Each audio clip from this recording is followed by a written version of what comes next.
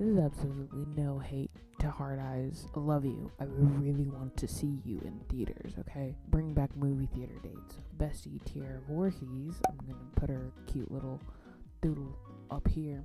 Now, she and I went to go see Baby Girl, and seeing that movie in theaters did something to like my brain chemistry, really brought a healing part to me again. Movie theaters have always been like a sweet treat to have. Movie theater dates are definitely like the way to go. No offense to Hard Eyes. The trailers look great.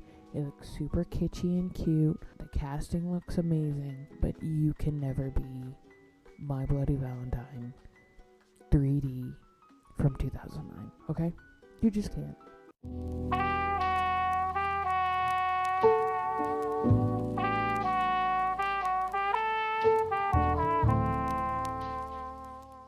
In the past year, this has become a hyperfixation of mine. 2009 slashers specifically, and even more specific, the My Bloody Valentine 3D remake. Now, a little bit of backstory, because I love giving backstory. My other bestie, so Alice in Chains, when she came and visited me, not this time last year, but the year before, we were hanging out. We were watching really bad horror movies, okay? As usually our thing is that we'll sit down, we'll find like the worst movie that we can find, we will turn it on, and we will pretend that we are movie reviewers, okay? We do it with that, and then sometimes we watch Archer, and that's all that we do. The first one that we found, we still quote this to today, Piranaconda. It was, I want to say, a D tier film featuring the guy from Kill Bill. Not Bill, but his bum-ass brother that lived in a trailer in the middle of the desert in the movie. I'm not sure if you could tell by the title, but it is a anaconda, a head of a piranha, the size of a Tyrannosaurus Rex, and it just attacks people. I think they were shooting it in Hawaii for a short period of time because the foliage was so pretty. The movie ends on such a sour note that you're like, wow, can't believe that I wasted like an hour and a half of my life watching this, but it was good nonetheless, right? So, we watched that, and then I think it was after that I turned on My Bloody Valentine, the 3D. My Bloody Valentine 3D specifically is a remake of the original film that came out in 1981, okay? It stars Jensen Ackles, Jamie King, Kerr Smith, and like a couple of other, like, not a lot of household names, okay? The only household name that you probably know out of that tier list of 3 is Jensen Ackles, okay? My Bloody Valentine 3D and Friday the 13th both came out in 2009. Both the remakes of them came out in 2009, okay? Friday the 13th is technically a remake of, I think, Friday the 13th 2, part 2. Follow me just a little bit here, okay? The reason why I bring up both My Bloody Valentine 2009 and my Friday the 13th 2009, okay, is that as a young telecast in 2009, both of these movies were exclusively advertised to me, okay? I was a little freak. I don't know how else to say it. That's exactly what I was. Friday the 13th in 2009 and My Bloody Valentine 2009. I'm gonna have to start abbreviating this shit, okay? The Friday the 13th that lands in 2009 is in February, okay? And Friday the 13th, the movie, is combating a movie that is based around Valentine's Day. Now, unfortunately, Friday the 13th, 2009 got like faster to like the advertisements and like trailer making because they had finished their production a lot quicker than My Bloody Valentine had, and they got their release for Friday the 13th, the day before Valentine's Day in February 2009, which is unfortunate for My Bloody Valentine 3D because that would have been like their actual day. Like they could have like boosted it up so much more. Like imagine going back to 2009 and they were doing like the really cavunty, like weird popcorn buckets that they're doing now, but it's like in the shape of like the Harry Warden like heart box, and when you open it there's like an actual heart in it. No spoilers, please. That would have been fantastic, right? Did not happen. So what happened instead was that in their petty little way, Friday the 13th got the first Friday the 13th of 2009, okay? Hello? 2009 was spectacular because it actually had 3 Friday the 13ths in the entire year, but they didn't really want to push back their release to March or November, so that's why they got February. Lionsgate, which made My Bloody Valentine, decided to move up their release to January. So they released theirs January 16th, which was a month ahead of schedule compared to what they originally wanted. Now, let's talk about the teaser trailers for a second, because teaser trailer for Friday the 13th, 2009 debuted at the 2008 Screen Awards, and they had a budget of $19 million with a return of $92.7 million. It's also slated as one of the worst Friday the 13th films, which I watched it in 2009. I really have no biases towards it. I just know that watching that and then watching Jennifer's Body within the same year, I was like, I might be in love with both of them, guys. Like, I don't know what you want me to do. MBV 3D a month before with a budget of $14 million and a return of $100.7 million. Now they also as a remake of a classic, well-loved slasher, was not received well. Like, wow, shocker. Turns out if you make remakes of things that people like, doesn't have a great return. Even though they made all of their money back for both, there was the speculation of MBV 3D getting a sequel to that remake, but with the criticism of the first film, Lionsgate canceled it. Why is this my favorite information ever? Okay. In 2009, Supernatural was in its 5th season, and production was seeing the writing on the wall, right? The Supernatural story was originally meant to end with the 5th season, as stated by Kripke. This was a big turning point for our main Winchester duo, okay? Jensen Ackles and Jared Padalecki. Jensen and Jared. Let's just call them by that. Not saying that it was definitely time to diversify, because technically before this time, Jensen and Jared previously filmed horror movies in 2005 before the filming, or during the filming of the first season of Supernatural. Jensen was in the film Devour. Haven't watched that. Probably on my list of worst movies to watch now. And Jared was in 2005's House of Wax featuring Paris Hilton. Shout out Mr. Gigi. Both of those movies, as far as I've seen on IMDb, also received not good reviews, because House of Wax is actually a remake of an older film, and I'm not sure if Devour is an original film, but I'm guessing that the subject of it wasn't gleaning anybody. It was time to diversify in 2009 once again, because Jared and Jensen were about to be done with Supernatural, so they thought. Fictional brother against brother in the box office with the slasher movie showdowns, okay? I could not tell you why this gives me such a brain scratch, but it does, and I love it.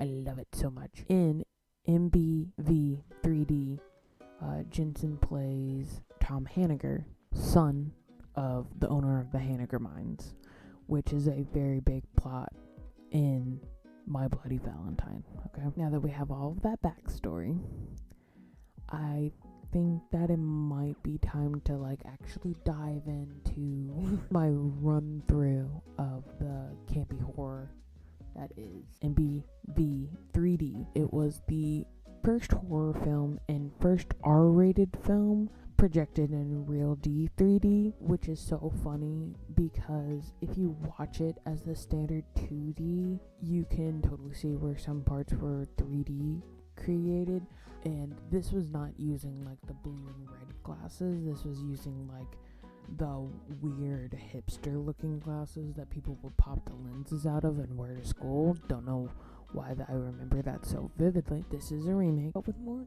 camp, you know? Like, it's got that kind of flair. You don't even, like, if you haven't seen this movie already, I'm about to spoil it hardcore for you. What I need you to do is I need you to sit down with it. If you're old enough, crack open a bottle of wine and get bitchy with your friends while watching this movie, because you will laugh at the stupidest things. I have done it before, I will do it again. To match up with the movie timeline of 1981, the 2009 version is set in 1997, and it's the 6 miners that get trapped underground on Valentine's Day. And it is 11 years approximately when the events of the film continue, not 20 as the 1981 slasher. And now, with all the gruesome 3D news titles to carry exposition, Town of Harmony, a year after the explosion in the Hanniger mine, are reminiscing on the event. When they came to rescue the miners, they only found Harry Warden, key player. With investigation, it's revealed Warden killed the other miners to conserve oxygen. Tom Hanniger, Mr. Ackles himself, is blamed for the explosion because he forgot to vent the methane lines. Listen, it's a hard-ass job, okay? Warden wakes up from a convenient slasher coma and decides to start killing. This is where camp begins. Do you think you're serving it? I don't think so, because this movie is serving it. What is this? This man, out of atrophy, killed a whole wing of a hospital, a heart and a box of chocolates. Like, where do you even get them from? I'm so serious. These are my questions. I am a reporter of Harmony. I need somebody to tell me. Oh, and then what does he do? We love this part about Harry Warden. He takes his little fingies in the human body paint and he draws a little heart. Meanwhile, across town, Tom, really serving Dean in this hat. I am so sorry. I'm so sorry, Jensen. Girlfriend Sarah and friends Irene and Axel, along with other miscellaneous teenagers. I say in quotations because later in the film, they're in their 30s. Said party would have been 10 years ago in the past. So, you're telling me that these are all adults? When bars exist? Bars exist in the town of Harmony, and you guys decide to hang out in the Hanniger mines, in the notorious tunnel number 5, where 6 miners died. Then again, it's giving real small town energy. These teenagers are partying outside of said notorious tunnel number 5, okay? Exposition for now instead of later. Axel and Irene are sleeping together. Can't really say that they're dating. Axel hates Tom for boy reasons. Like, I'm thinking it's Othello and Iago levels of boy hate going on here. Couldn't really tell you. And it's never really mentioned either of like, hey, why do you hate that guy so much? Axel wants Sarah to break up with him, who is Tom Hanniger, which is a new level of catty, I would say, as a man. Like, yeah, we get it. The town hot girl is dating the town hot boy, and you want a piece of the town hot girl, but you look like a foot.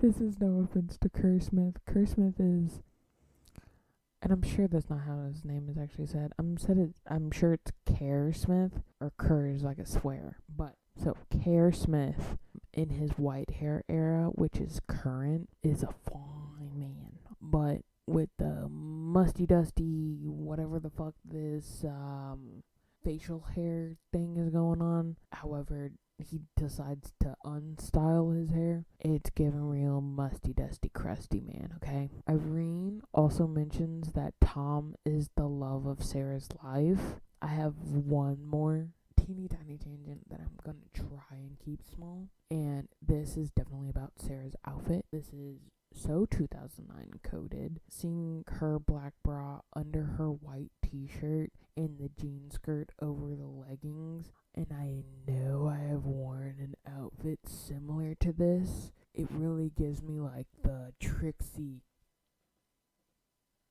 that because that is me seeing this outfit. And she was wearing a black cardigan over this, and she opted to open said cardigan. My teenage soul will never recover from seeing this outfit once again in the wild. Teens party inside the mine when Warden, wearing said miner's mask and gear, attack you 3D pickaxe swinging. And it's sick. Like he stabs a dude through the back of his head and manages to puncture his eyeball out while he's talking to Sarah. And it's so cool. That being the first actual kill in the movie really sets the tone for the rest of the movie. Harry out here slashing like it's his job, or maybe the last day on his job, you know? Boo. His peripheral vision is also whack because there are these three that are right next to him behind a wall. I can't really show the scene of it at all, but Harry is walking directly in front.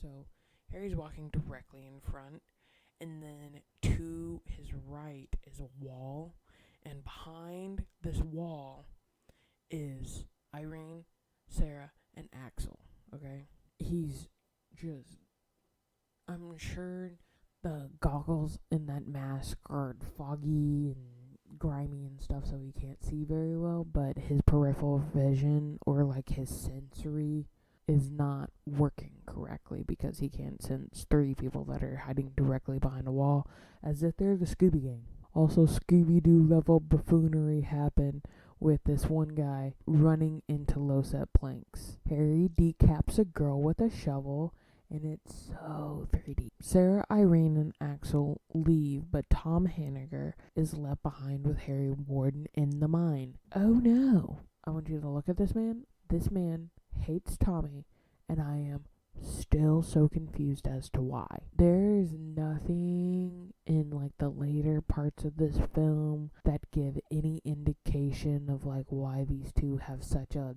level of hate that they do. Just as an aside, this screenshot is giving Jensen puppy dog eye realness, and I want you to know I'm obsessed with him. These are also some of my favorite meant for 3D shots, just in the first 15 minutes. After this, if you're not watching 3D, the gimmick kinda fades away to the background. Officer Sheriff Burke. I guess that's his name now. So, Officer Sheriff Burke shoots Warden before he can kill poor Tommy Hanniger, bestie. But Warden is not dead. To the police that handled this case, I wish you a retire. He's so baby for this. I can't not. 10 years later, in Harmony, things have changed. Harmony is the murder capital of America, ? And Harry killed how many people, ? So everyone's catching strays. Harry Warden really said, fuck them kids. He killed children. I don't even have a joke for that. He killed children. He said, nobody is safe. Dylan is in trouble was right. Axel is the douchiest name that I can think of. And this fucker does not look like he should have any authority. He looks like he woke up shotgunning a Four Loko before they got recalled. He gives off asshole for this entire movie. And I know what movie is trying to do, and I won't fall for it. Axel is the antagonist in my head. And what did you mean by that? Also, Queen, I don't think you're drinking anything with that straw, like whatsoever. Sarah is now married with one child. so there's room to grow, to resident dick officer Axel Palmer, which really hate his last name, as if his first name wasn't bad enough. They really said, let's give our child the douchiest name ever. I don't know, Sarah. I know he's old, but he's got a Cadillac, and he isn't a jerk or a cheater. So not only is this man a loser, a jerk, and a cheater, but now he's a scumbag too. Sweet. Really cheering on for this guy. Tommy shows up in his cute little Bronco and swings by the old Haneker mines for the opposite of the vibes. This outfit, seriously, I will put up a shot of the season 1 promo Dean Winchester pictures and Tom Haneger, and I want you to tell me, are these not the same? They're the same, right? Turns out Tom Haneger is back home to sign the papers to sell his father's mining company, but Ben, the oldest miner, and Pappy Haneger's friend, tries to talk him out of it. Rewatching this movie over and over again, I get so much more than before. First time I watched this movie, it was the 3D version, but we didn't have the glasses, obviously, so I was squinting. That's probably the reason why I have to wear glasses now. Damn you, 3D movies. Like, I didn't know Tom's father's name was Elias Haneger, and I previously didn't know Megan, who we met earlier, she's the chick that doesn't know how to drink a milkshake, is years behind Tom, Sarah, and Axel. I hadn't gotten that the first time that I watched it. Also, Tom just steals his father, so this is all subplot, not really important, I just wanted to point it out. Tom shows up at the Thunderbird Motel, which seems like the only motel in town. For a little bit of side information, Megan, girl who can't drink a milkshake, suggested that they go to a motel for their next rendezvous instead of the crusty, dusty old house that Axel owns in the middle of the woods. Stand-up guy Axel says that it'd be suspicious of the sheriff stopping at the only motel in town. Isn't that fun information? I love that we can learn this together. Tom Haneger, not crusty, dusty Axel, gets a room from the owner and her Frenchie named Lewis. I need you to tell me, who's more puppy in this frame? Don't lie and say the dog. Thank you for distinguishing that. My hard of hearing ears couldn't catch it. Tom, your Dean Winchester is showing. This is also where we finally see that Irene is alive and, well, as she is somewhat a peruser of truckers. You'll have to believe me here. She is naked for the entire scene except for some heels and some earrings, which, work. We see Tom taking some sort of medication that's punctuated with the echoes of his traumatizing run-in with Harry a decade ago. Cutting back to Irene, who I just realized is Ginger Fox from that weird iCarly episode, who tries to share some knowledge about St. Valentine, which is true under Lupercalia and the pulling of names to match up women and men for fertility's sake. Let's not bring that back. Her dude Frank is getting dressed and bored out of his mind. He slips on a ring. Ladies, take note. Every man except for Martin and Tom are bastards in this town. Pulls out a hidden camcorder. I'm sorry. Revenge Prawn circa 2009. She is out here full Bianca Censori Grammy 2025. Realize that for references that are only relevant to this year, you had to put in the year down. If we're bringing up contextual shit, we gotta bring up the whole context. Turns out she's not a hooker, which upon first viewing and second viewing, you definitely could have fooled me. Sorry, Queen. She was just sleeping with a man for fun. Say what you will about the assholes in this town, they sure know how to rub it in. I do love that in this scene. She picks up her dress, again, believe me for this one, and her purse, then drops her dress and grabs her blammy instead. She said, "I can only make a fool of myself." Tits bouncing and full labia, still in heels. Again, can't show this because full frontal naked, but she throws the gun and the gun is in 3D. Really just clocks this man square in the nose. He's bleeding profusely. This man remains impaled in the head and bleeding for 3 business days before dying. And he drops the camera to record even more of Irene's stark nakedness. I wish you could see this because the way she's run, it's giving real written by male author, breast bouncing boobily. She goes for the phone in the lobby, then ditches it to run down the hall. Irene hides under the motel lady's bed, dragging her heel after to stay hidden. And then the shoes are in 3D. Motel lady can't find her daggone pup Lewis again, making the minor walk away. After watching Interview with the Vampire, it's Louis, not Lewis.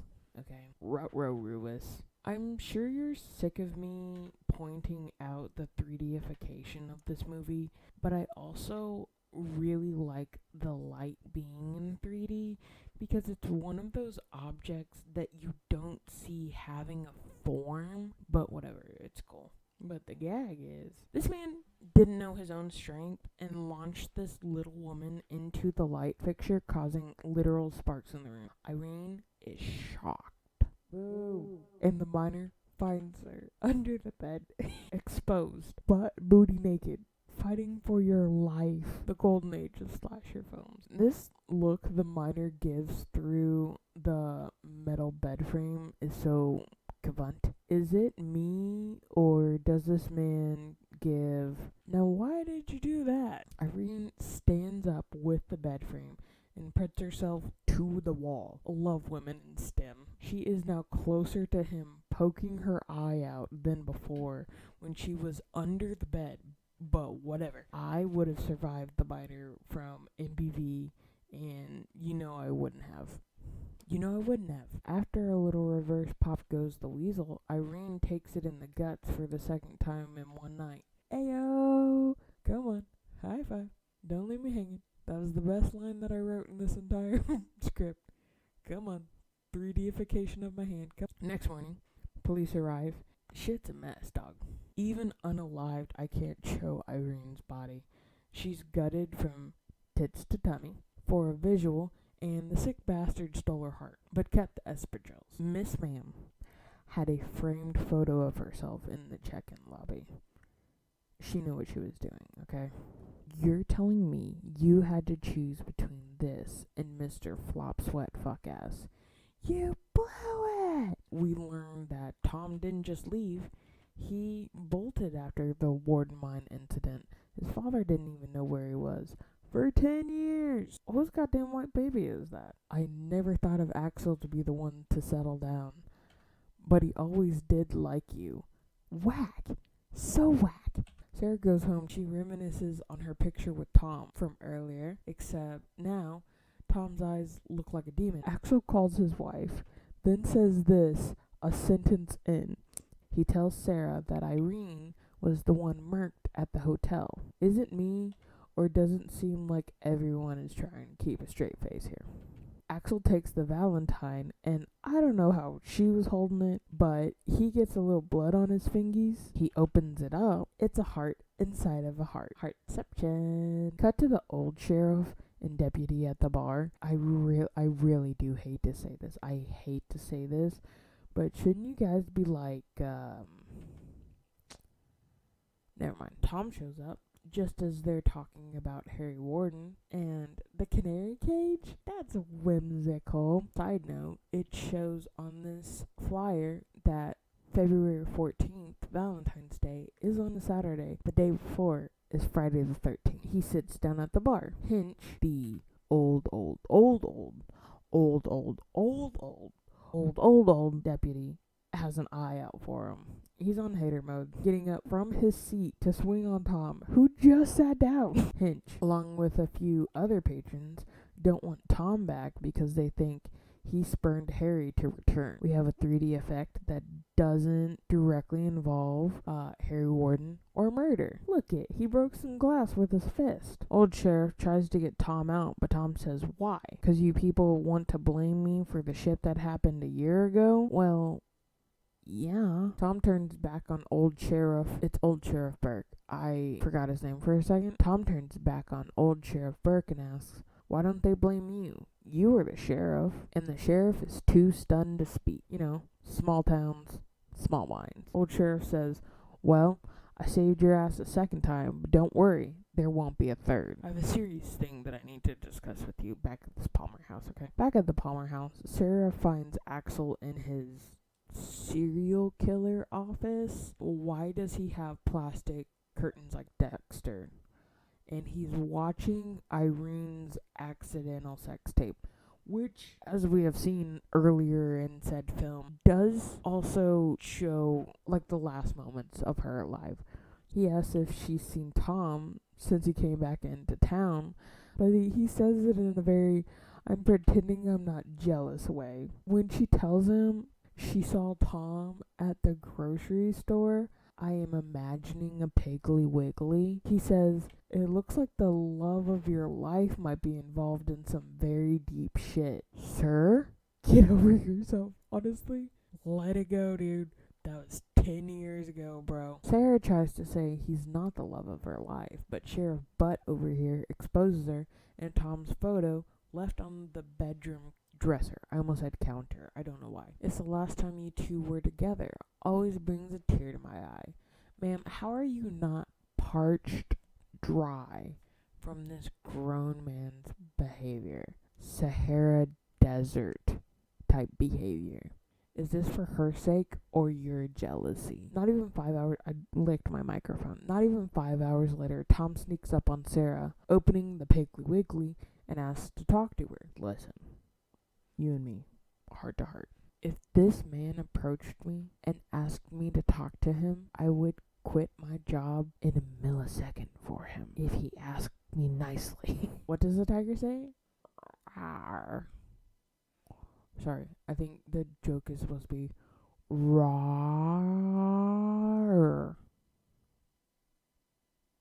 Next question. Tom and Sarah go for a poignant walk over the scenic bridge, which gives off very much like Hocus Pocus vibes. Turns out this movie was filmed in Pennsylvania, which is close. I understand that Tom is meant to be Nepo baby, rich kid coded, but I can't fault him because we've learned from like the first 10 minutes of this movie that the mines are dangerous. Hello. The screenshot of Tom saying it's not his responsibility is really giving Nepo baby ignorance though. Ooh, ooh. Sarah says that even though Tom ran away 10 years ago, the rest of the town stayed to pick up the pieces. Leave it to coming back to a small town and they blame you for leaving after being traumatized in the notorious Tunnel Number 5. Sarah suggests that Tom go back and face the notorious Tunnel Number 5 to find his way again, which is giving real Disney Channel as well. What does Tom do? Tom returns to the notorious Tunnel Number 5 and, weird flex, but okay, he's here to talk to Ben, maybe about keeping the mines open for the town of Harmony. There is a part where Tom's going down in the mines and the site lead is like, who's bleeding the lines on 3? And this man with a full cut on his hand raises his hand, and when Tom asks about it, palpable awkward silence. Tom and Red get down to the level, and Tom starts hearing Harry's voice, remembering the day that he fucked up the line. He remembers the last words he said before he failed to bleed the lines, which again, just a goyle. When Tom turns around, he's confronted with 3D Harry. Harry kicks him into the lion cage, then bends the lock to keep him in. Let's appreciate the artistic choice of Tom looking through the cage directly under the opaque sign, instead of a little bit to the left. This is a great shot. No notes, no side remarks. Harry stalks up to Red and gives his messed up hand a contender, a big axe in the arm. Hey, that's Dean's line. So Red holds his own for a moment, bodily bodying Harry just as the site lead on the other end of the phone gathers his men to see what the fuss is. Red's throwing real hands at Harry, tossing him to the ground and trying to swing his own pickaxe on him. However, Red makes the fatal mistake of resting the pickaxe on Harry's boot and ends up with a splitting headache because of it. Boo. I'm funny, okay? Meanwhile, Tom has been silently watching these events from his cage, practicing his blue steel. They use a dolly zoom in the shot when Harry looks at Tom, and then again from Harry's side. So from Tom's side, it makes him look smaller and condensed in this cage. When it zooms in on Harry, it makes him look bigger and more foreboding. Instead of attacking Tom, Harry decides to dig into Red's dead body somewhere. So he's just fiddling with some guts. Really letting him aerate. Gotta let that Red breathe. Tom tries to get out of the cage just as the men make it down the line. Harry's unbothered, going ghost at the last second and leaving Tom to look after the mess. At the hospital, the Harmony Hospital, the hospital in Harmony. While Sarah is dutifully handing out candy to patients, she notices Tom getting stitched up. Tom tells Ben that the attacker was Harry Warden, but Ben doesn't believe him. Sarah shows up, asking what happened, and Ben tells her. She asks what Tom was doing in the mine, which, girl, weren't you the one just telling him to find his flame or whatever in the mines?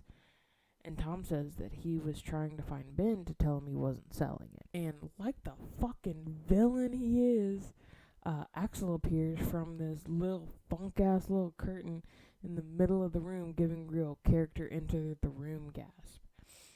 Really, it's giving like dramatic sitcom. This man gives off a real stank energy about him, okay? Axel is still a little stung because it seems his loving wife still holds a flame for Tom. And I'll say this about MBV 3D, okay? The story, aside from this weird jealousy plotline, is maybe fantastic isn't the word because I wrote it down as fantastic. It's great. It's definitely goofy, and it's scary, and the twists and turns are, like, delectable and scrumptious, and I love them so much. The gore is there. It's definitely not a movie that is going to traumatize you overnight, and it's not a movie that will keep you bored the entire time, okay? But when Tom starts talking about how jealous Axel was of him and Sarah, I feel like I'm missing the prequel movie of Tom and Sarah's Bloody Love Story featuring Axel Palmer. And Axel Palmer just now sounds like the most early 2000s name possible. It sounds like he has a grunge dad rock band and he only wears Von Dutch hats backwards. But that's a different side note, sorry. Like, I know that in most horror movies they make them so boilerplate, so you're just focused on the slasher. But this one, it just throws in a story of like, wait, is Axel jealous of Tom or Sarah? See, now I'm thinking in a whole new direction.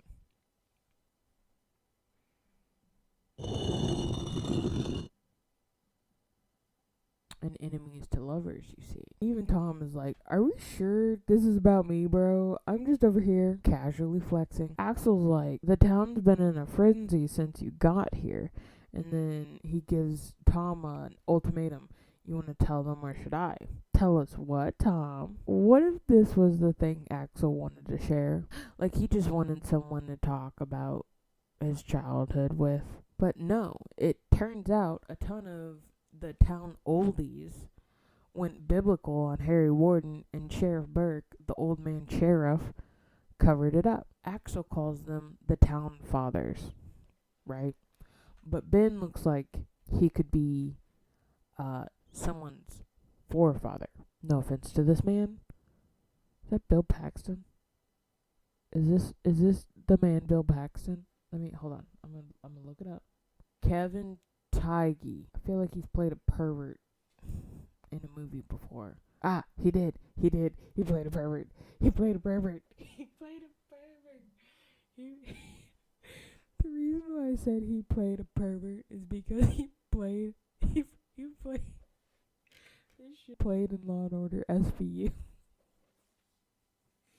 That's literal pervert territory. You gotta be kidding me. The old Scubanus gang set out for the man-made grave of Harry Warden.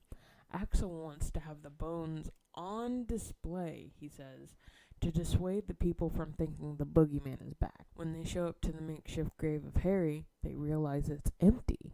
First time I saw this scene, I was definitely confused.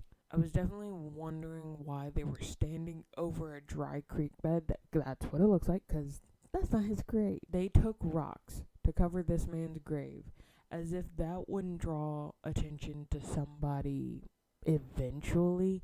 Like, I know it's down by the emergency hatch on the opposite side of the mines, right? You never thought that nobody was going to come out of the other side of the emergency hatch and find dead body of a man. Nobody was going to have any questions. Nobody. Not a single person. The emptiness of the grave draws questions to the town oldies, wondering if the murderous bastard was really dead when they buried him. Scenes like this are way better with subtitles on. Axel says, "We got a dead miner to discuss." Thank you for the clarification. Back at the station, Axel questions Tom, but not on the events that happened in the mine earlier that day, but no, about why he's back in town, okay? Really sowing in those seeds of trust into a relationship, Axel. Rooting for you, bud. Don't forget those flowers on Valentine's Day. Cattiness ensues. Tom saying that Sarah settled for Axel,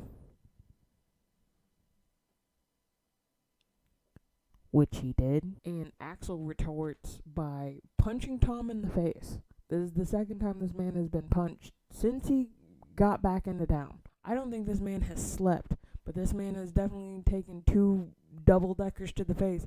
I don't think that's what I mean. I don't think Tom has slept in the past 2 days, I'm assuming, since he got back to the town of Harmony. But he has now taken 2 punches to the face. On the same side of his jaw, by the way. He's definitely riding that concussion protocol. I just know he is. The boys start fighting in, I don't know.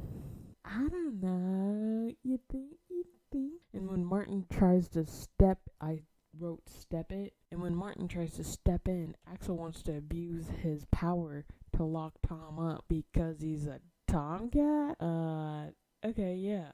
Oh, okay, yeah. Martin tells Axel that the site leader confirmed that Tom was stuck in the cage when Red was attacked. The Bronco that Tom is driving is meant to be the same one that he drove back in 1997, just by how grungy and still put together-esque, but how like the paint is chipping, the hinges are rusty.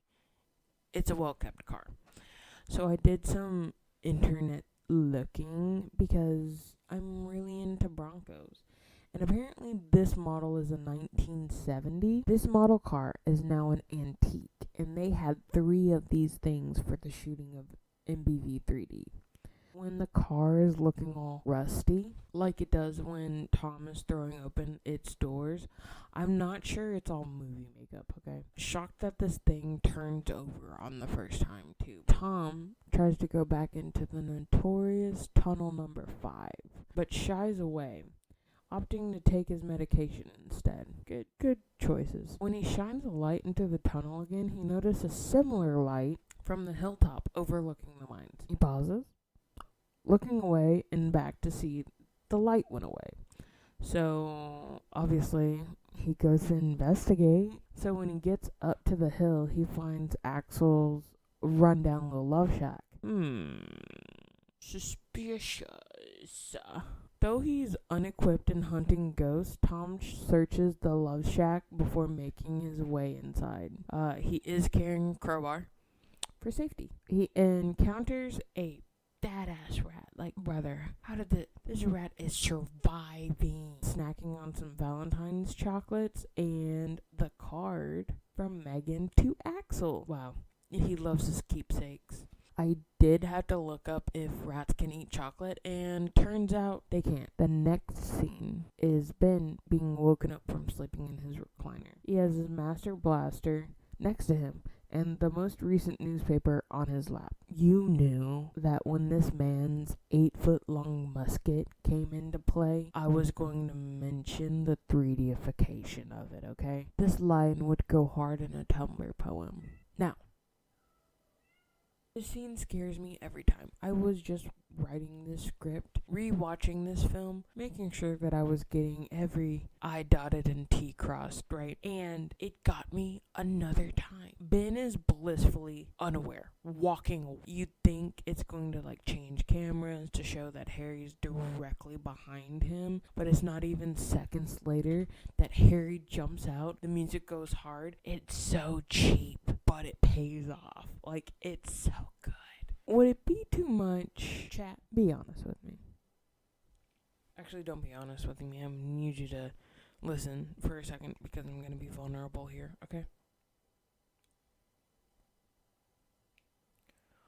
Would it be too much? Would it be too much to say that running from Harry and the Haneker mines for 5 minutes would cure me?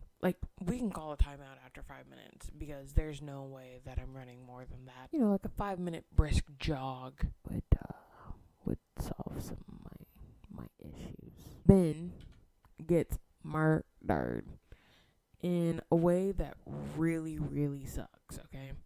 Now, I can say this in a fashion since I've seen this movie so many times, and I've seen a lot of horror movies in a lot of different times, especially slashers. Now, nobody enjoys getting killed, right? Everyone that dies in this movie, they're going to die, but they don't because they don't see it coming, right? I guess since Ben basically sees and fights off unsuccessfully his own death and keeps creeping slowly towards it, it sucks. Cut to 2 men yelling into the phone ASMR. Also, I took this screenshot, and I hate to say this because of how much I dislike Axel, but in this screenshot, it's really giving Charlie Swan. He's giving baby Billy Burke.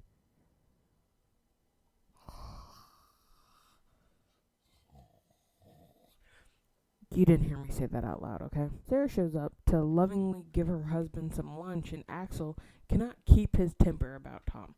Fuck it.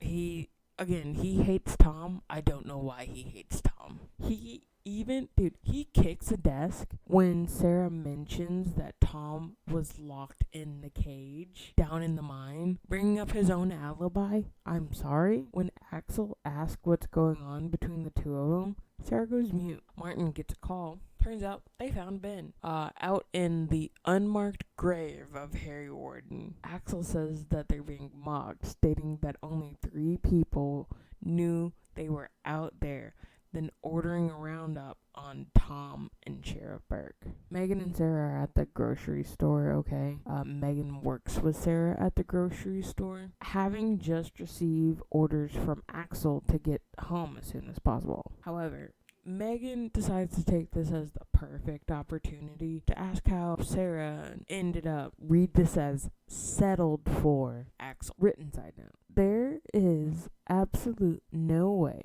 that this crusty dusty 2000 looking douchebag probably has an Ed Hardy t-shirt in his closet, listens to dad rock in the absolute uncool way, dirty looking man snagged 2 hometown baddies. And I say that with all the visceral, hard-hitting anger and frustration that I can. This man, and sure, he had that one good-looking side angle that made him look like Billy Burke. This man, crusty, dusty, musty man, managed to bag the 26-year-old, I'm assuming she's 26, and her. I want to say 33. There cannot be that many options going on in Harmony. That is the only reason why I think that he was able to bag 2 hometown hotties the way that he had. Also, tangentially, I never learned Megan's age in this film, but how she asks about the Harry Warden attack 10 years ago, she couldn't have been like sentient, right? And I'm not saying that in a weird way of like she was 7 and now Axel's dating a 17-year-old. No, I'm saying more of like she wasn't really thinking about it back then because she wasn't running in the same crowds as everybody else. But upon the guesswork and Google's unreliable AI search feature, she is approximately 26, maybe 27. I would probably give her that leeway, which would make her birthday around 1982 or 1983-ish. So yeah, when Axel was probably 22, she's probably 10, so Axel's doing great. Or if it was possible, then 1997 she was 15 or 14, whichever one you want to choose. I'm not picky, but Sarah tells Megan that Axel was the one that was there for her in the mines that night, which, while true, is also a huge, and I mean huge, gloss over of the events. Okay, Axel saved 2 girls when Harry cornered Tom in the mine and Axel drove off. I have my Tom apologist t-shirt on. This is such a weird way to say that he's cheating, because what do you mean? They start hearing a few noises in the horribly lit grocery store and, hi, I'm sorry, I'm trying to find the Chex Mix. Do you have that in stock? Obviously, other shit ensues. So, upon rewatching this, I was trying to figure out why Sarah runs into this fridge. If they had accidentally, like, spilled a mess earlier, anything that would make sense as to why she did this. Turns out that she just steered herself in a way that ended up with her slamming her shoulder into the fridge door. She just like me for real. I would have loved to witness the startled jumps of the movie theater when this bitch pops out with the 3D broom.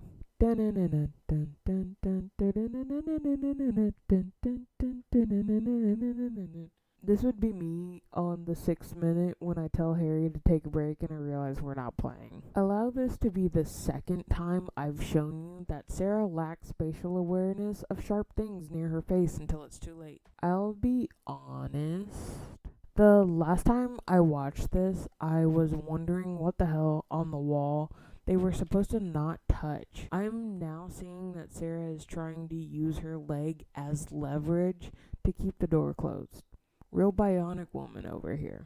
Turns out that I am both Megan and Sarah in this scene where they are trying to get the keys. Sarah is fervently slapping the desk, telling Megan the keys are in the desk. Hurry, get the keys. Megan runs over to grab said keys and, in a fit of hysteria, flails her hands like this and says, "Stop yelling at me!" I didn't get to screenshot all of this, i.e. read that as I'm too lazy to screenshot all of that back to back. But she screamed from the time that she hit Harry with the mop to when she fumbles with this window that they're trying to get out of in the manager's office. She throws a tantrum at the window, screaming that she can't get it, but when she does manage to unlock it, it's the most sane casual, "Got it." As Megan makes her escape out of the window, Sarah says something's not right and tells Megan to come back. But just like Axel, Harry's grabbing at Megan's ass and pulling her in. Okay. This half-second frame that I caught in pausing where Sarah falls back from trying to keep Megan, it looks like she's smiling, laughing almost. And it's giving a real, "Bye, bitch." It's quiet. Almost too quiet. But then, boom, Harry jump scare. He takes a swipe at her, pickaxe catching in her shirt and presenting this funny screenshot. Let's remember this moment for later, shall we? Oh, it's an alarm button. Huh. Wonder where that was 5 minutes ago. When Sarah tries to get out of the grocery store, Axel meets her at the door with a dramatic sting to follow. This shot is really giving morally gray MMC, but this is Axel we're talking about, so this is uncute. Axel asks where Harry is, then where Megan is. Excuse me, sir, what about your wife in front of you? This man is giving real airplane behavior, like I'm waiting for him to start slapping his wife and shaking her, telling her to get a hold of herself. I've been racking my brain wondering if this is the first time in the movie that Axel has actually showed some nicety to his wife. It's untrue. I'm biased against Axel. He kissed Sarah back in the diner maybe like 3 days ago, minutes before running off with Megan. Sarah and Axel discover Megan's corpse. Is he asking the sheriff to be his Valentine? That's so cute.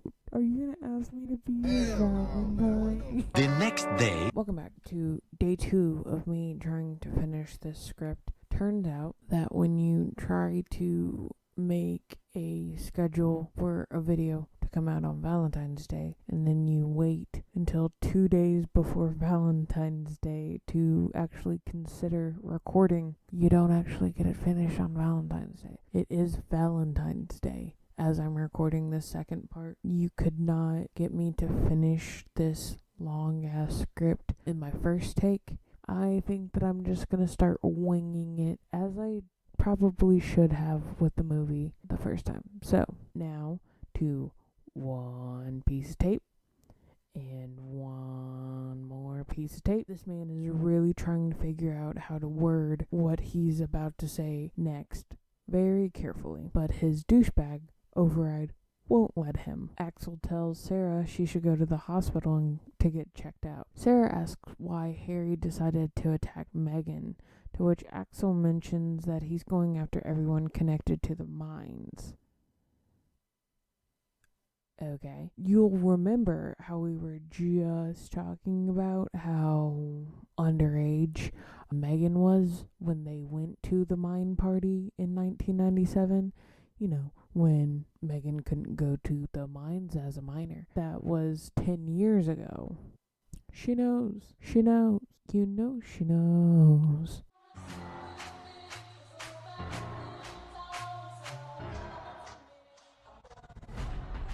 What's worse is that Queen been new, and even though she's not screaming, it looks like Axel is about to scream at her, like really just trying to like forward that gaslighting, jealous husband trope. Just keep going. Really digging that hole deeper there, Axel. When your wife finds out you're cheating, so you ask the EMTs to ship her off to the hospital. Even Martin's disappointed, like, damn, did you cheat on him too? What the fuck? Let's take a second here to appreciate the Daily Harmony newspaper. 50 cents, published daily. Calls the only sheriff in the town of Harmony local sheriff. Really just give us nothing burger. This red-headed Officer Ferris is posted outside of Sarah and Axel's house. Inside, the nanny maid Rosa is taking care of, I know the kid's name. I know this kid's name. Noah. I remembered that off the top of my head. And I do love that they reused a similar shot here. They said, hey, that scene where everything is quiet at Ben's house and then Harry shows up, let's repeat that. My face when I hear my dog chewing on something, but I didn't give him a cookie. I originally wanted to know what this kid was watching on TV because I've never seen this cartoon before. But then I noticed the gun and was going to comment there. It's an airsoft gun, so I have nothing to say about this screenshot. Old Sheriff Burke shows up at Deputy Ferris's window, and when she gets out of the car, it looks like Burke is holding her at gunpoint. Question mark? So with the fact that I know this is filmed in Pennsylvania, this colonial house now makes a lot more sense. Honestly, I am unsure if this scene was played for laughs, but I definitely huffed through my nose. Burke stays outside while Ferris searches the house. Noah creeps from behind the couch as if this is a child possession horror movie, and not today.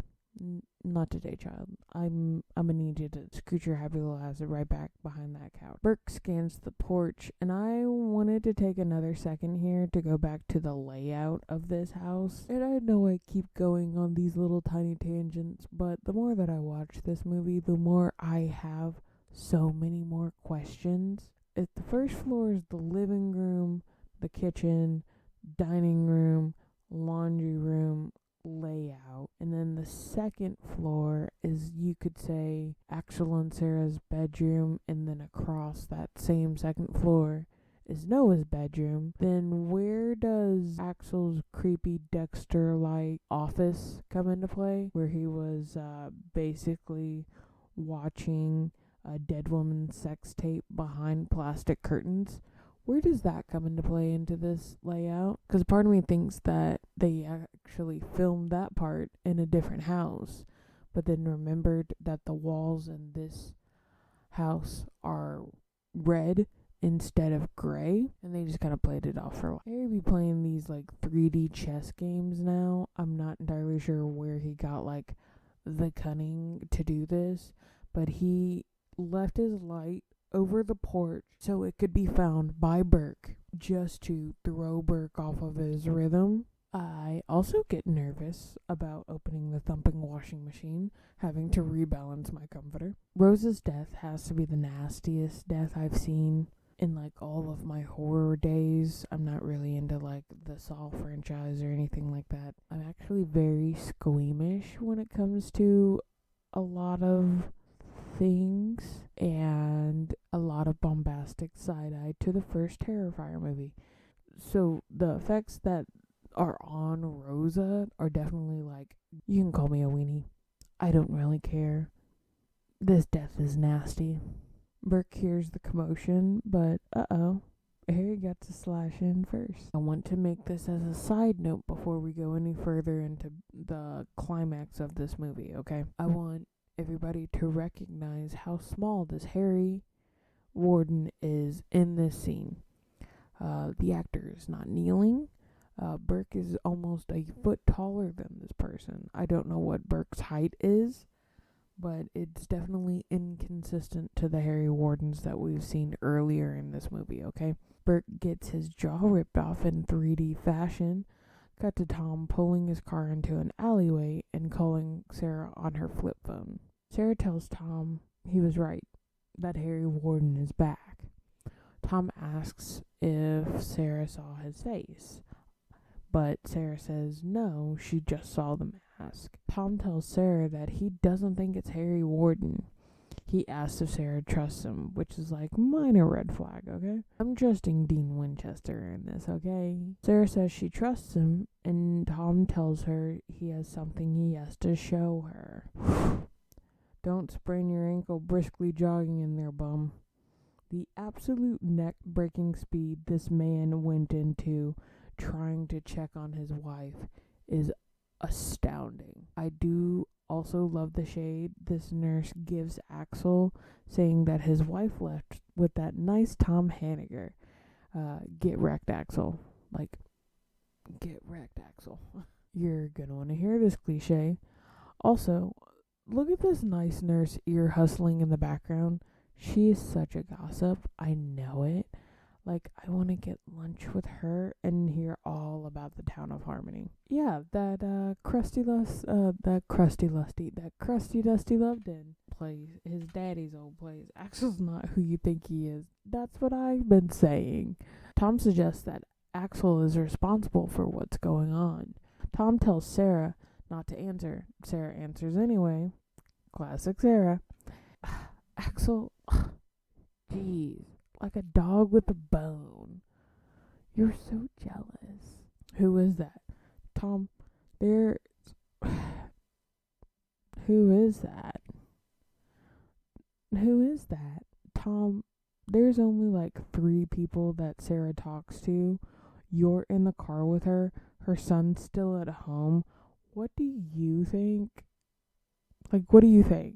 Axel tells Sarah that Tom has been in a mental institution for 7 years, that he's not the same person she knew back then. But he's so cute, though. Like, come on. Also, How dare you disclose somebody's mental illness without their permission? Like, even if you are the sheriff, sir, I feel like that's personal information. Let him talk to her first. Duh. Axel says that Tom was at their house. The bodies are stacking up. And then when he says that, I know he's a possible serial killer in this moment, but if this man looked at me like this, I'd become a new person in an instant. I would be hanging up the phone. Oh, I'm sorry. I can't come to the phone right now. My new last name is Mrs. Haniger.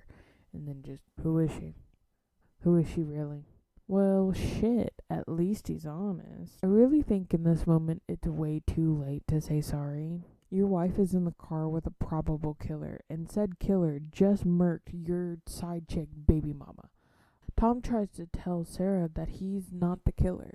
It has to be Axel. He says that Sarah isn't aware of what Axel is capable of. This line is definitely ad-libbed into the movie in post because they probably wanted to show that Tom is probably like stuck in the past, or like trying to make him show like, hey, Sarah, don't make that same mistake a second time. Sometimes I wish that Dean Winchester was allowed one hard swear per season that wasn't son of a bitch. I paused at an awkward moment, but it does look like Tom is strong-arming the wheel even though Sarah is trying to turn it.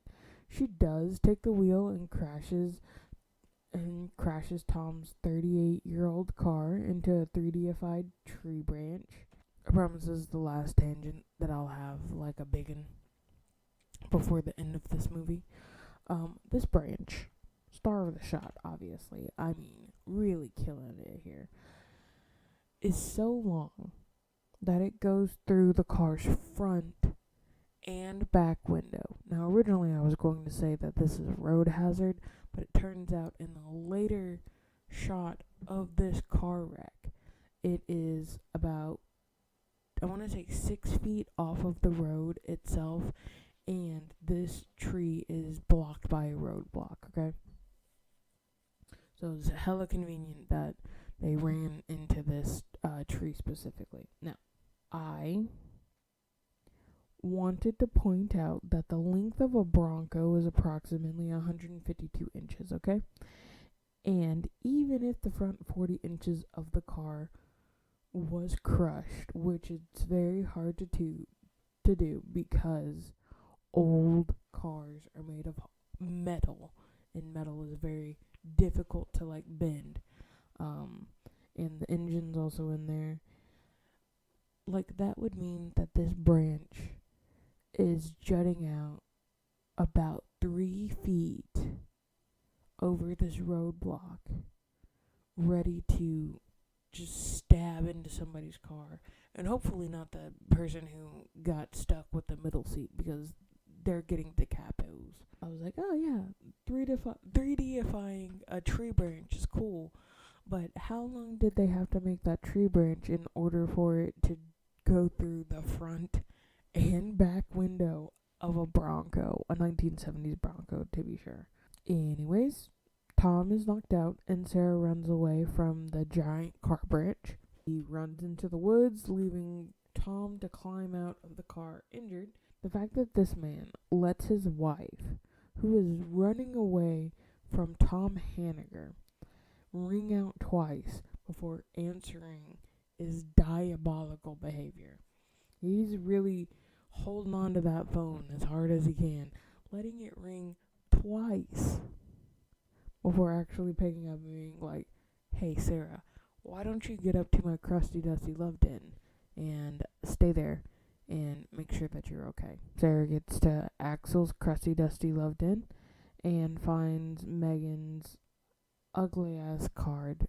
I mean, real chewy ass shit. When she opens the now contaminated chocolate box because it was infested with rats, she finds only the picture of her and Tom when they dated. Honestly, still the best picture that they had because her outfit was not it. Megan, fuck, I already fucked this up. I'm sorry guys, we're gonna start all the way over. So Sarah finds the photo of her and Tom from 10 years ago, the one that Axel is obsessed with. She has a flashback about that, and she immediately is like, oh, spiraling, thinking that it's Axel. So she runs to the kitchen, starts going through all of the dirty dishes, and I mean, there's a ton of dirty dishes. Still very confused as to why that is, and she finds a knife. She picks up said knife, and then she's like, I don't know what she does with it, but she puts it back down. Very, very good thinking there, Sarah. She goes into the pantry. In the pantry are a bunch of empty heart boxes. Like, I would say about 300 heart boxes. Kind of saved up, reduce your user cycle, that kind of thing. At least we know the Harry Warden is all about upcycling things. He said, fuck that corporate holiday. While she's doing a little bit more snooping, the front door opens, and behind her is Harry, not Harry. Now, I took this screenshot specifically because I just wanted to point out how small this Harry Warden is in comparison to Sarah. And not saying that Sarah is like a lump, she's not like an Amazonian or anything like that, okay? I would say she's probably about like 5'7", and this person right here, very specifically, is like my height, which is 5'5", maybe 5'4". This could be me, okay? We don't know at this point. Sarah decidedly turns around and confronts Harry, not Harry, by calling them Axel, and they do the cute little puppy head tilt, which I did not take a screenshot of, and in response, they attack Sarah, and then Sarah attacks them back with the cast iron frying pan, which is on top of all of the dishes. I'm not going to get into it, but do you hate your cast iron, Axel? Your list for being a shitty person is growing, okay? Sarah manages to run away from Harry, not Harry, and bursts out the second floor window and jumps out. She runs her way back down to the Hanniger mines, back to notorious tunnel number 5. I have no notes about this screenshot. I really just wanted to share it because it's beautiful. Sarah runs into the locker rooms of the mine workers. I can't keep saying miners, it sounds weird. Of the mine workers. I believe this, with like all of the jumping suits from the ceiling, is an homage to the original, the 1981 slasher. I can't really confirm nor deny that at this point. Sarah runs into the mines. She grabs I think it's a radio box. So she grabs one of the radio boxes. She makes it down to the tunnel number 5, okay? And Harry, not Harry, is following after her. And in this shot right here, Harry, not Harry, is crouching. So this is a tall version of Harry, not Harry. And I know that as I'm reaching my own wit's end, the movie is also reaching its end. So they were kind of like mixing it up. And I know that the actors that played Harry Warden / the minor killer were all different heights and builds to kind of like throw you off of like the scent of who the actual killer is just a little inconsistent. I decides to duck and hide from Harry, not Harry, and as soon as they approach a little bit closer, she jumps out at the last second and hits her own husband with the minor box. The minor radio box, okay? He was like, yeah, she was trying to hit Harry, not Harry, but at the same time, she knew that Axel was gonna come find her eventually, and she just wanted to whoop his ass a little bit. Throwing Axel off of his rhythm, she grabs his gun and confronts him. Let me read off the subtitles, and then I'll give you like the rundown after we're done, okay? Sarah says, I found your hearts. Your fucking Valentine's hearts. Befuddled says, the Valentine from Megan? It meant nothing. I'm not talking about fucking Megan. But, I mean, somebody was fucking Megan. The 300 fucking candy boxes you put the hearts in. Axel says that it's not him. It's Tom. Tom had to plant them there. And he also mentions to Sarah that he's been working for the past 72 hours. And how would he have time to play psycho? I think it's a little bit of I think you're kind of like downplaying your 72 hours there, Ax. Tom Burson, also final act sitcom worthy, saying, "You're the sheriff, Axel. I mean, you can come and go as you please." And I'm sure that's how Megan felt about him too. Sarah tells Tom to stay back. And now we have Sarah holding both her husband, future ex-husband, hopefully, fingers crossed, and her ex-boyfriend, R.I.P. to that man, at gunpoint, okay? Not believing who was the real killer. While both men are trying to make this argument like, hey, I'm not the real killer. He's the real killer. Axel decides to switch it on his head and be like, no, if you shoot both of us, then you'll win. Like, you have incapacitated the good guy and the bad guy. It's not going to change anything.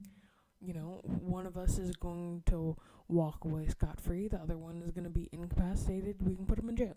I hate to agree with Axel, obviously, but I have to agree with Axel because in any situation where you had to hold two people at gunpoint and one of them is obviously going to be a bad guy, why not just shoot both of them so you don't have to deal with all the mental capacity? That's so many mind games. You're going to have both men gaslighting you. What do you mean? Sarah, pull the trigger. She looks like a Muppet. I were trying to get away with something, I'd be like, yeah, shoot both of us. Do it. Like Axel said, if you shoot both of us, then one of us has to be the killer, right? Doesn't matter to me. If you shoot both of us, you'll never find out.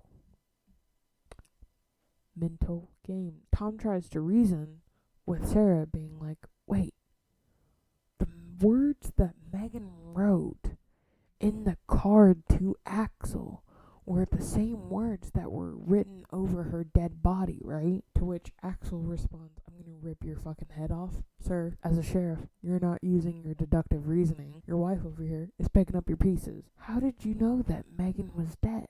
Yeah, how did you know that, Tom? Tom says, oh, you told me. Sarah swings that fucking gun back to Tom and is like, no, I didn't. How did you know about the words written on the wall? Sarah was at the hospital. Sarah couldn't have told Tom. Tom starts seeing Harry. Tom is telling Sarah she needs to turn around and shoot him. But when we're looking with Tom over Sarah's shoulder the first time, we don't see Harry. Axel shines his flashlight over Sarah's shoulder. He doesn't see Harry. Harry slides in the frame. Tom is freaking out. Sarah tries to reassure Tom that nobody's there. Axel is looking directly over her shoulder, shaking his head, holding the flashlight, and then all of a sudden, Harry slides past Sarah and stands face to face with Tom as he keeps muttering, he's right here, he's right here, he's right here. The reveal, Tom returned to the town of Harmony with dissociative identity disorder, and his second identity is Harry Warden, the minor killer. Absolutely gut-wrenching. Just wanted to put this shot in here for no reason whatsoever. Sorry, what? I'm back, I promise. I'm sorry. This shot, Tom as Harry peels off the mask in Ben's home and then peels off the masks underneath to catch his breath while the ceiling is sprayed with blood. And then we also see what happened in the events where Harry Warden killed Red. In a state of switching, Harry kills Red, leaves Red for dead, Red dead. Then, still as Harry, puts himself into the cage and then messes with the cage in such a fashion that the lock is broken, and then he's no longer Harry when he's getting picked up. We also have this overlapping shot where Tom is digging up grave of Harry Warden, the marked grave of Harry Warden, uncovers his gas mask, and the minor box. It has a half turn shot where it overlaps, where Tom is holding the mask over his face and embodying Harry.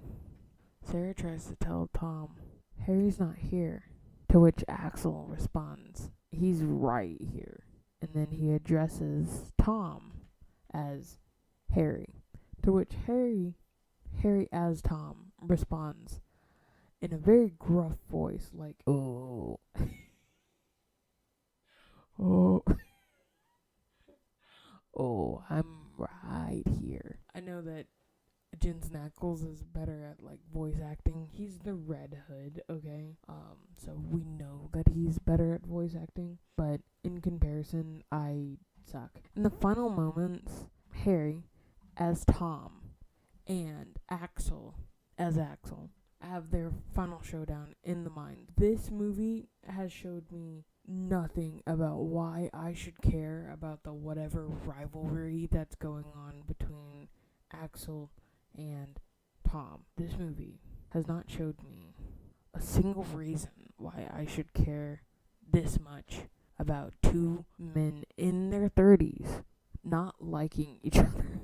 Give me some flavor text here, people. I don't care about these 30-year-old men trying to kill each other. I want small town gossip. So the men have their little showdown.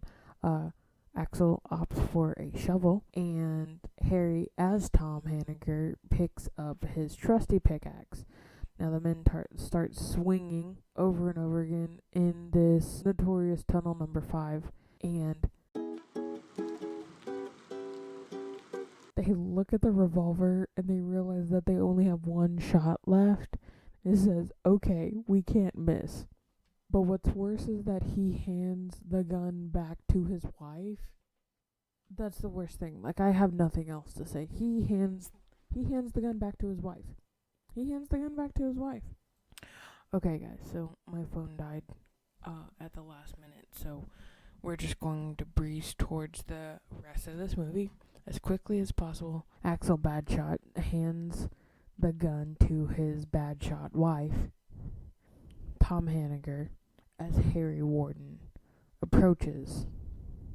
Sarah holds out the gun, calling out Tom, ready to shoot him. There's this real long coming to moment where you think that Tom is about to turn a leaf back, but he just kind of hardens his face in a fashion that's giving real, like, anti-blue steel.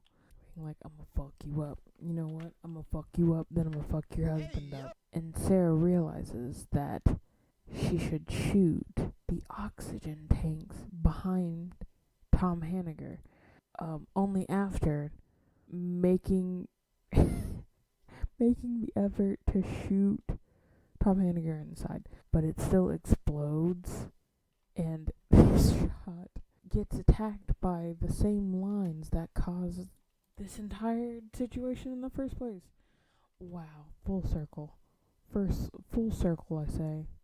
Recovery team of the mining crew goes out to search for anybody. However, there's one recovery miner that's like, hey guys, you're gonna want to come check this out. Finding Tom Hanniger alive within the rubble, but slightly unconscious. This is also my favorite shot of the entire movie. I've said that so many times, but this is like a great ending shot of the movie. Hey, 3Dification one more time. They said, we need to make sure that you still realize that you are in a 3D movie. Recovery team is outside of notorious tunnel number 5. They're helping Sarah out, and they're helping Axel out on a stretcher, which is hilarious.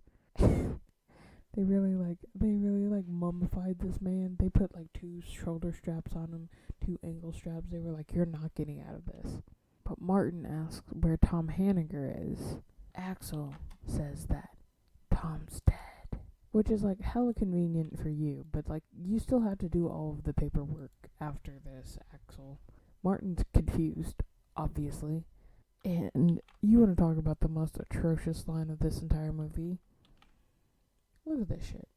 After all of the events of this movie, Sarah leans in and's like, I love you. Excuse me? And then Axel turns around and says, I love you too. Excuse me? We're still talking about the same crusty, dusty Axel, right? Like, this is nothing new. We're gonna just forget about the loved in, the baby mama drama, the way that he's been treating you for the past 4 days leading up to Valentine's Day. The recovery team clears out. It appears that there's one recovery team member who seems a little bit off. And the final shot reveals, I don't know what it is about this hair. It's really giving like a high school bully with like the spiky locks. And then this is going to be the picture that I'm going to put on my Tom Hanniger apologist t-shirt, okay? That gritty little sneer that he does. Yeah, I'm going to be seeing that in my dreams tonight. And that's the end of My Bloody Valentine. 3D 2009. Now, I said earlier that there was the speculation that Lionsgate was going to create a sequel to this. And that's true, because they made the open-endedness available so that they would have the wiggle room to bring Tom Hanniger back. However, with the production team, they realized that they couldn't do that. I feel like I'm just going on a rant right now, and I'm actually very, very tired. So I'm going to call it a wrap here. If you like this video, please like it for me. Subscribed already and you want to see more of my content, please subscribe.